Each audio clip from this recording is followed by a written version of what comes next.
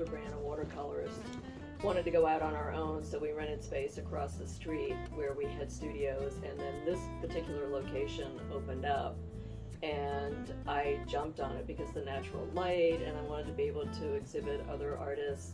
Don moved to Colorado, so then it simply became the Trippe Gallery.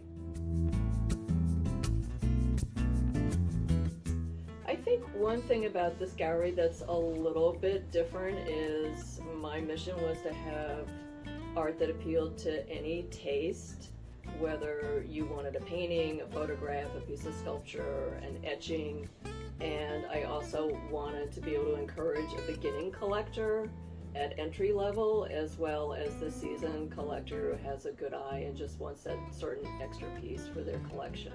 When I was growing up, it was a lot more rural than it is now. So I lived on a piece of property on the river that was also on the farm. So there were woods, we had dogs, we had horses. So I spent all of my time was outside, and I loved being out in the woods with trees for some reason, and which is evident in my photography today. So I started taking photographs when I was about 14.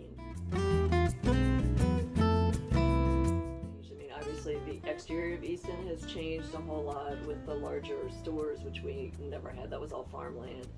But the downtown is a really exciting place to be. It always has been. There's always been the stores for everything that you needed.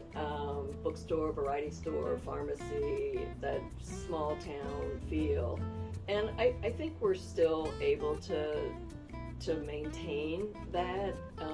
The small business owners that are in town are all wonderful people, and we all work together to try to plan events and share advertising and those sorts of things, which I think is really important. I don't know that I have an ideal client.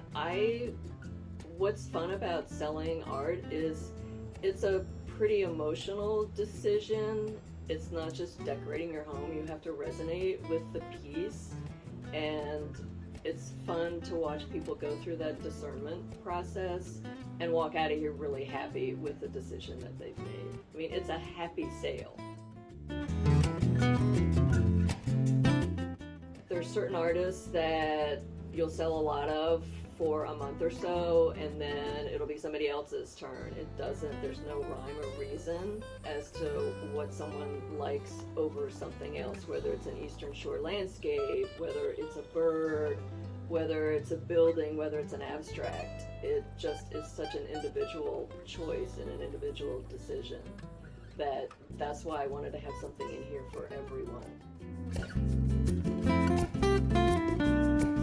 I'm just gonna keep on doing what I'm doing. I also, out of the pandemic, I started doing home curation, where I could meet with a client and I'll say, well, if you love this, I'll bring it to your house and see how it looks, and if you love it, I'll hang it. If not, we'll try something else. You order things online, clothes, you try them on at home. Well, why not art? I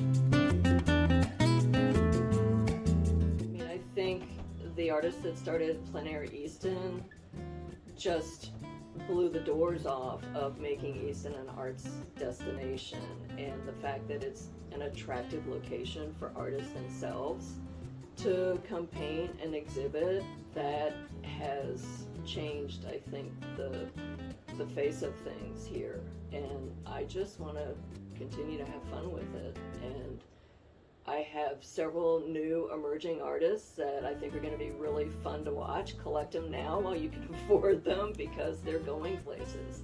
And I really enjoy that.